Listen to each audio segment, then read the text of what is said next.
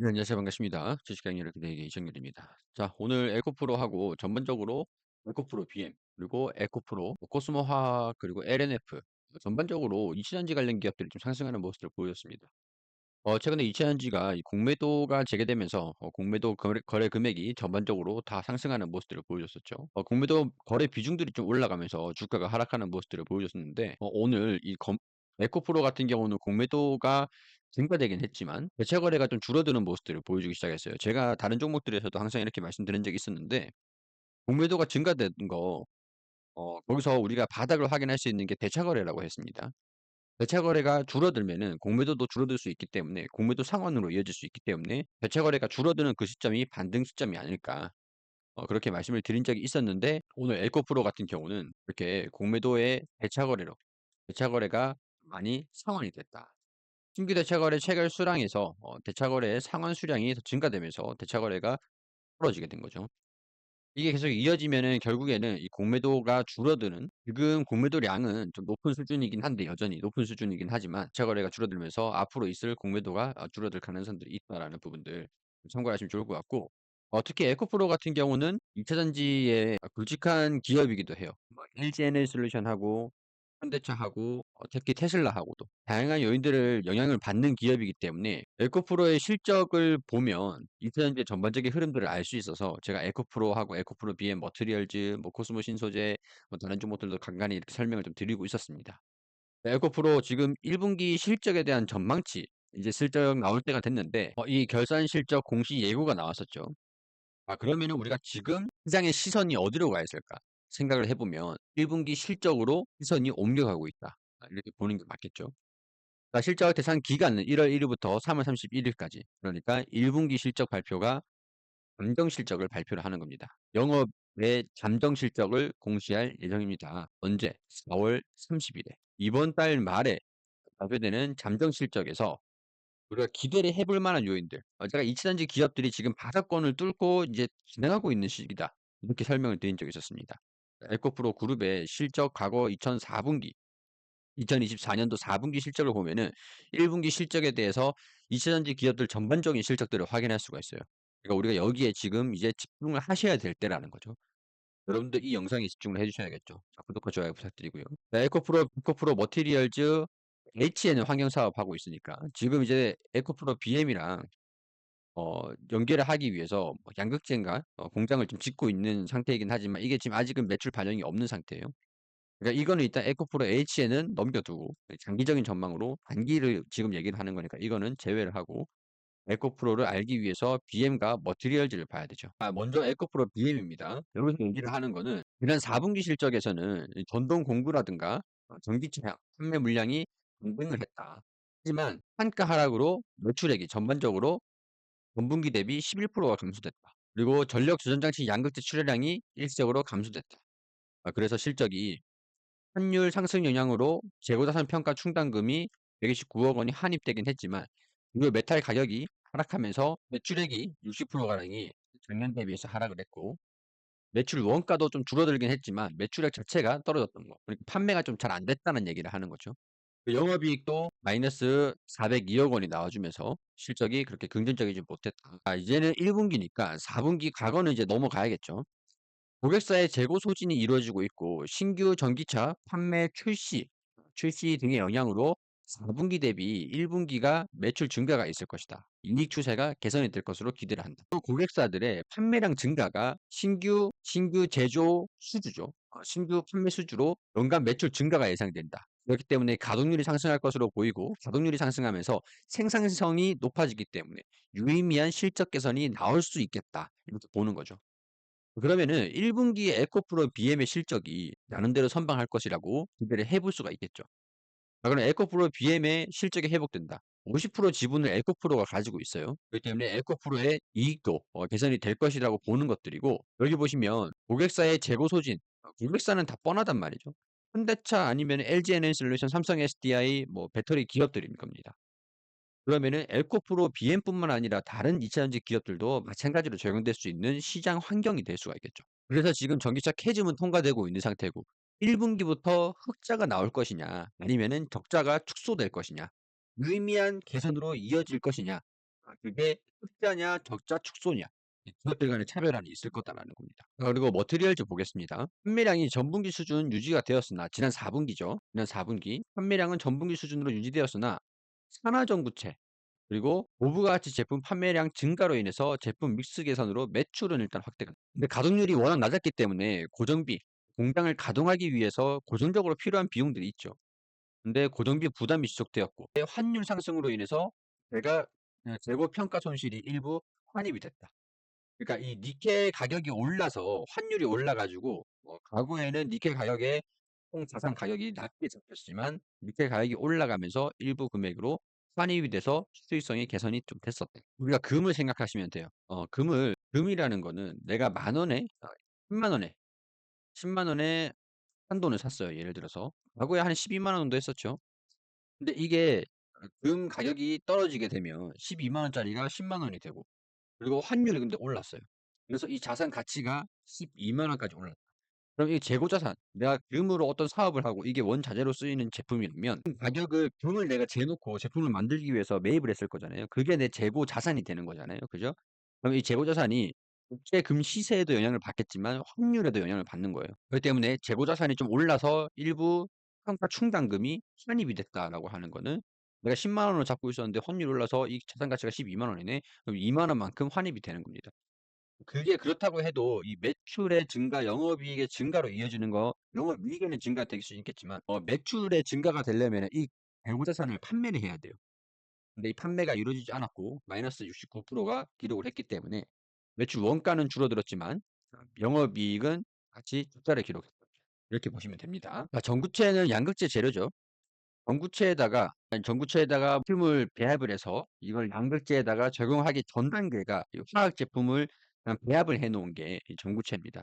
니켈, 코발트, 망간, 뭐 리튬 그리고 알루미늄, 그리고 코발트 말씀드렸나? 그런 식으로 이런 화합물이 있는데 화학물들을 제조를 해 놓은 게 배합을 해 놓고 양극재를 만들기 직전 단계가 전구체라고 하는 건데 이걸 이제 전구체인 상태에서 리튬을 배합을 하면은 양극재가 되는 거예요. 근데 지금 이제 전구체 풀이 움직임을 보여주고 있는데 LG 에너지솔루션이 이 전구체를 리튬 전구체를 건너가려는 시도가 나와주고 있죠. 일단은 이번 1분기 전망은 전구체 판매량 증가로 인해서 2025년도 1분기 매출의 증가가 예상이 된다. 그린 에코니켈 인수 완료를 해서 양산 가동을 통해서 연결 손익이 큰 폭으로 개선될 전망이다. 그러면은 이 그린 에코 니켈 이거 인수 완료했다라는 모멘텀은 에코프로 머티리얼만의 개별적인 모멘텀이 될 수는 있겠지만 여기 보시면 전구체 판매량이 확대될 것으로 보여주고 있다라는 내용들은 다른 2차전지 전구체 기업들도 마찬가지인 내외적인 시장 환경이 될 겁니다. 니켈, 코발트, 망간 전구체 판매량 감소에도 니켈, 코발트, 알루미늄 전구체 판매가 증가되고 있다. 이 얘기는 무슨 얘기일까요? 니켈, 코발트, 망간이 아니라 알루미늄입니다. 알루미늄. 이거는 보통 원통형 배터리에 많이 들어가는 소재입니다. 니켈, 코발트는 동일한데 이걸 망간으로 쓰냐, 알루미늄으로 쓰냐. 알루미늄 보통 원통형 배터리에 많이 들어가는 재료이기도 해요. 그렇기 때문에 여기서 망간에서 알루미늄으로 변경됐다라는 내용들을 확인했을 때 이게 판매량이 증가되고 있다라는 거는 LG 에너지 솔루션의 원통형 배터리가 생산이 증가되고 있을 것으로 예상을 해볼 수 있는 부분이 되겠죠. 그리고 달러 얘기를 계속 하잖아요. 환율 상승으로 인해서 재고 자산이 계속 증가되다 보니까 그만큼 지금 환율이 상승하고 있는 흐름들은 2차전지 기업들한테는 긍정적인 요인이 될 수 있다라는 거죠. 최근에 시장이 떨어지는 모습을 보여주면서 엘코프로 같은 경우도 공매도가 계속 증가되는 모습을 보여줬습니다. 이 4월 1일부터 3월 31일부터 공매도가 진행이 됐는데 3월 28일부터 공매도 비중이 4% 정도밖에 되지 않았어요. 거래량 대비해서 비중이 4%, 누적 공매도량이 그렇게 크진 않았었거든요. 근데 지금은 당시 3월 28일 대비해서 3배 이상 증가됐습니다. 그러니까 공매도라는 거는 내가 없는 주식을 매도를 하는 거예요. 이 없는 내가 가지고 있지 않은데 어떻게 매도를 할까? 바로 이 대차 거래로 해 가지고 다른 사람이 가지고 있는 주식을 잠시 빌리는 거거든요. 3월 28일 그 이전에 공매도가 개시되기 이전에 대차 거래가 상당히 많이 이루어집니다. 이거는 이제 공매도가 재개를 했을 때를 대비를 해서 대차 거래로 다른 사람이 가지고 있는 주식을 외국인 또는 기관에서 빌리는 그런 거래가 활발해졌다. 이렇게 볼 수가 있겠죠. 3월 24일부터 대차 거래가 엄청나게 증가되면서 최근에 3월 27일, 28일까지도 공매도가 계속 증가됐습니다. 근데 3월 31일, 4월 1일, 4월 2일 역시 공매도가 증가됐죠. 계속 상승했었죠. 대차 거래 체결 수량 대비 상환하는 주식 수 자체가 낮았던 거죠. 그런데 이렇게 대차 거래 증감이 되면서 대차 거래 잔고 수량이 계속 늘어나고 있었죠.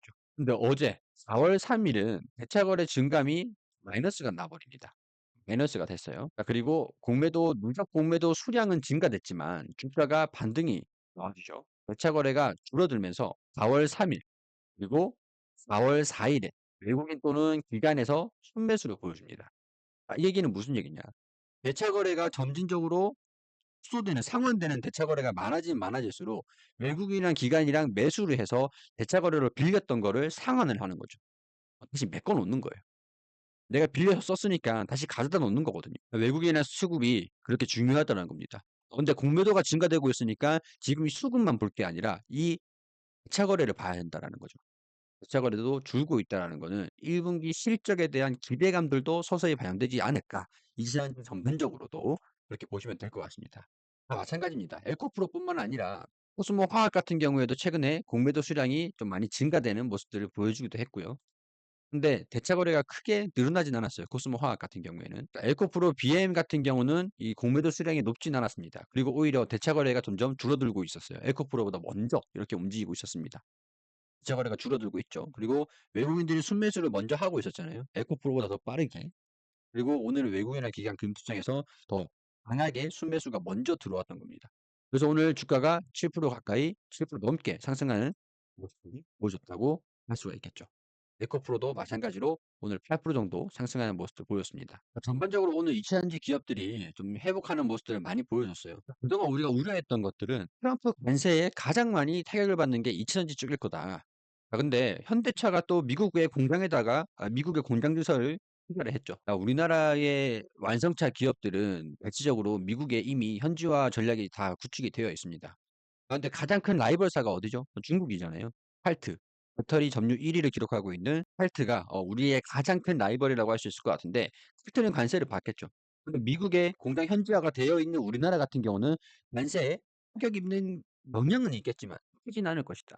이미 북미 현지화에 상당한 진척을 이뤄놨기 때문에 전력 인프라 핵심 투자의 핵심 재료인 동박이 관세 인상에서 제외되면서 배터리 관련된 기업들은 그렇게 영향은 없을 것이다. 위기감이 커지고 있는 건 맞습니다. 하지만 LG에너지솔루션, 삼성 SDI, 그리고 SK온, 현대차 이런 주요 배터리 3사가 미국 내 현지 생산을 거점 확보로 관세 대상에서 제외됐기 때문에 한국은 미국 배터리 소재 수입국 가운데서 1위를 기록하면서 33.7%를 차지를 하죠. 이제 완성차에 25% 관세를 부과할 경우 10% 가격 인상 요인이 전망치로 나오기도 했지만 일단 우리나라 같은 경우는 현대자동차도 그렇고 LG에너지솔루션도 그렇고 대체적으로 많은 기업들이 미국에 들어가 공장이 투자되어 있는 상태이기 때문에 관세에 대한 영향이 특히 2차전지 같은 경우에는 우려만큼 심하진 않을 것으로 기대가 된다. 그리고 아까 전에 MCN이라고 했죠. NCM, 리튬, 코발트, 망간이라고 했잖아요. 니켈, 니켈, 코발트, 망간. 이게 양극재로 주 재료입니다. 여기 보시면 코발트 가격인데 최근 들어서 상당폭으로 급등했습니다. 이게 수요가 회복된다. 물론 중국화를 진행을 하면서 코발트 가격이 향후에 공급이 줄어들 것이라는 이런 전망들 때문에 가격이 반등이 나온 것들이긴 하겠지만 어느 정도 긍정적인 영향을 줄 것이다. 그리고 최근에 구리 가격도 상당폭 회복하는 모습을 보여줬어요. 때문에 최근에는 관세 영향으로 인해서 살짝 떨어지기는 했지만 에너지 전력 인프라 투자가 많이 진행이 되는 그런 와중에 구리 가격들이 공행진을 하고 있었던 거죠. 이런 전망치는 뭐만 그렇게 말씀드리는 건 아니고요. 왜냐면 실적 전망치를 보면 나와 있거든요. 특히 LNF 같은 경우에서도 4분기 적자가 좀 심했었죠. 확대가 됐었죠. 이 해당 기업만 보지 마시고 이차전지 전반적인 흐름들을 보신다고 생각하시면 될 것 같아요. 여기 보시면 영업이익이 3분기 대비해서 4분기가 영업이익이 적자가 확대됐습니다. 당기순이익도 물론 확대가 됐겠죠. 그런데 이번 1분기에는 이 적자가 큰 폭으로 축소될 것이라고 보고 있습니다. 1,900억, 2,000억 원이 적자가 나오고 있었는데 600억 수준으로 적자가 나온다고 하면은 1,400억 정도가 매출이 발생된다는 얘기거든요. 매출이 올라가는 거, 그게 아니면 영업이익률, 원자재 가격이 축소가 된다라는 거. 환율 효과가 반영이 된다. 어떤 긍정적인 모멘텀이 있어야 영업이익으로 반영될 게 있어야 올라가잖아요. 그런데 보면 매출액을 보자 말이죠. 매출액을 보면 지난 5천억 원의 매출에 800억 원의 적자. 근데 3,900억 원인데 600억 원의 적자입니다.